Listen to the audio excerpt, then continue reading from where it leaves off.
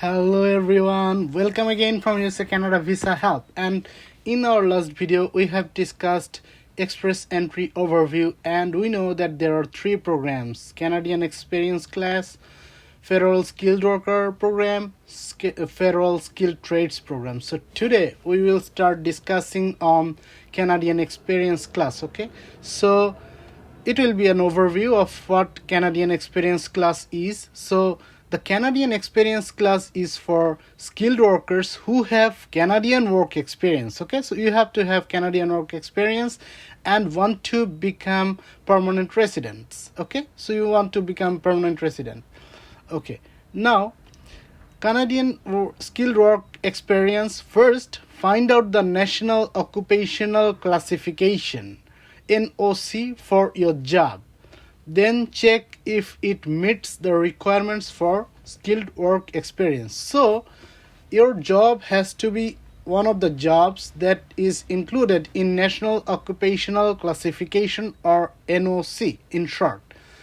And then you have to check if it meets the requirements for skilled work experience. Okay, so how do you do that? So here is the explanation. So I will discuss in the next video how to go to the NOC and do search your job and whether your job meets the requirements. In the next video I will discuss those. So in this video I will give you a brief overview of how you become eligible, or how you determine whether you are eligible for Canadian Experience Class. Okay, so your skilled work experience must be in one or more of these NOC categories: training, education, experience, and responsibilities, TER 0123. So your NOC, your job has to be in any of those four categories of NOC. Okay, so I will in the next video show you how to search your job in NOC and understand whether your job belongs to any of these four categories. Okay, your experience can be in more than one NOC. So if your job, you have performed like multiple jobs, or one job that belongs to two NOC categories, that is possible. And in many cases you may have multiple job experiences, so your experience may be combined into two or three categories, like more than one categories. Okay, so your job may be matched in more than one category.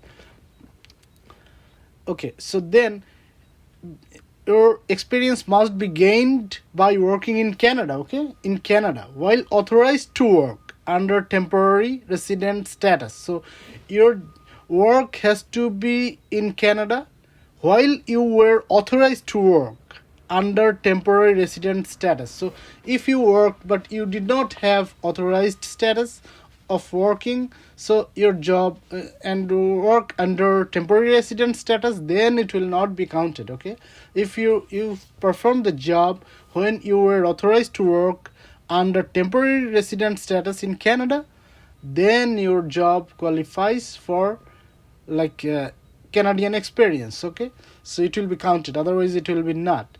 If you worked remotely, you must have been physically in Canada and working for a Canadian employer. So you may have also worked remotely, but it has to be when you were in Canada. Okay, you were in Canada physically and working for a Canadian employer. If you are in Canada and work for an UAE employee or Qatar's employee, no, it will not work. Okay, you have to perform for a Canadian employer, and then show that you performed the actions in the lead statement of the NOC job description and most of the main duties listed. So your job has to perform it will have to match with the lead statement of the NOC job description and most of the main duties listed. Okay, so in the NOC category there is a lead statement, like your job has to be like this. So your job the job you have performed has to match with that statement. I will show you in the next video, so do not worry too much about this technicality. Okay, and most of the main duties listed. So if your job does not match with most of the duties listed under that NOC category, then it will not work. Okay, and be paid work. Okay, your job has to be paid work. If it is unpaid internship or something like volunteer, then it will not work. and be at least 1 year of work or 1560 hours total, 30 hours per week in the 3 years before you apply.